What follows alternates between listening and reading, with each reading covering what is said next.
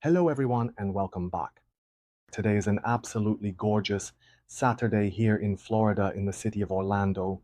The sun is shining, the sky is clear, it's very hot with temperatures reaching up to 95 degrees Fahrenheit, which means up to 35 degrees Celsius.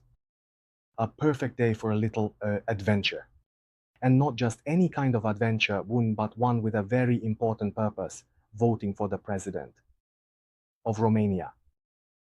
As you know, I am settled here in the United States of America, but my heart also beats for Romania and for the future of Romania and Europe.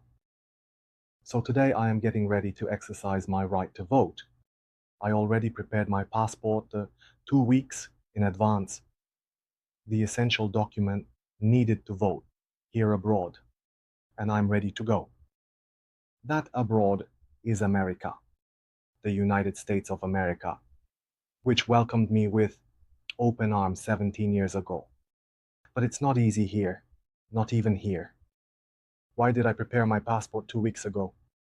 Because today my destination is Tampa, a city about 80 miles from Orlando, 120 kilometers away from Orlando.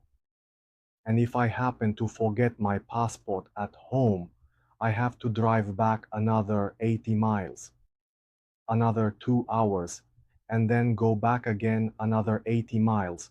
So a total of 160 miles, which means a total of about 240 kilometers. So it's very important not to forget my Romanian passport at home, even though Orlando is a city with over 2.5 million inhabitants. The Romanian ministry did not set up a station here. Although it seems like a considerable distance to Tampa, 2 hours of driving and 120 kilometers, Tampa is actually the closest polling station to me. For us, Romanians in Florida, the polling stations are set up in a few key cities. There is a polling station in Jacksonville, a city with 1,700,000 inhabitants, in Tampa, a city with 3,100,000 inhabitants, in Naples, Florida, a city with 4,500,000 inhabitants and 2 polling stations in the Miami area, the largest and most populated city in Florida, a metropolis with 6,450,000 people. More precisely, in Miramar, Florida, and Hollywood, Florida. 2 beautiful suburbs adjacent to the city of Miami. Besides the importance of voting itself, I've planned to meet up with friends and acquaintances from the Bay Area. We'll have the opportunity to sit down for discussions and dialogues, to exchange opinions, and to socialize on various topics such as reading, art, culture, sports, gastronomy, and everyday life, which is always a joy when you're far from home and you meet people who speak the same language as you, a language other than English. And since we are still in Florida and it's such a beautiful and warm day, we'll end the day with some relaxation and fun at the beaches of Tampa Bay. And we're even thinking about the city of St. Petersburg, a city with 3,400,000 inhabitants, a wonderful city with lots of activity. Nothing compares to the fine sand and the ocean breeze after a full day. Basically, this polling station is us in Tampa.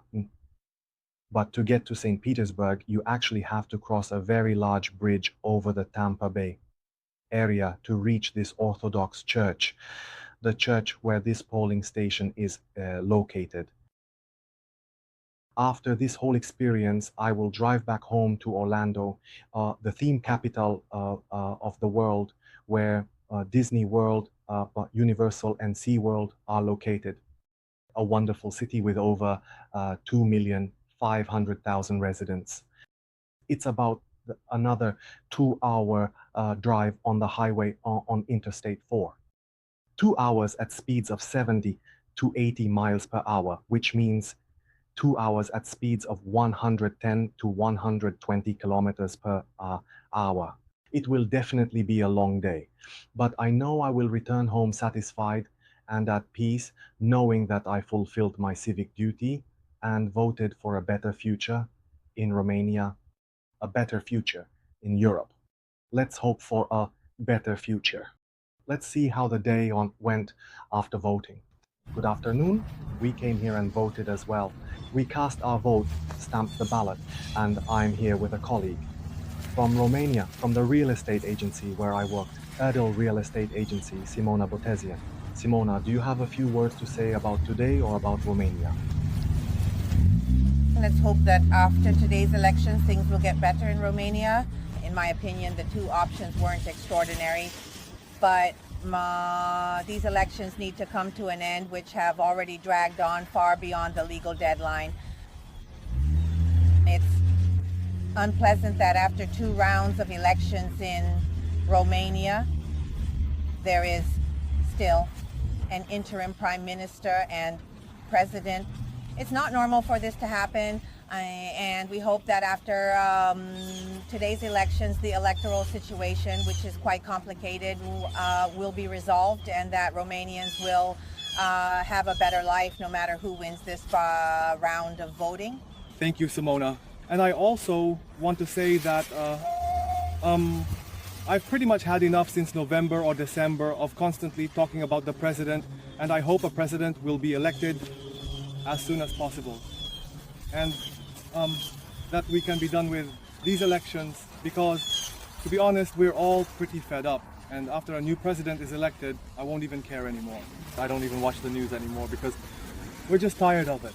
And a second topic I'd like us to discuss would be a bombshell piece of news that we've also heard here in America regarding the cancellation of visas for Romanians. One of the reasons why visas for Romanians were cancelled is the fact that the elections in November were basically cancelled. Goodbye.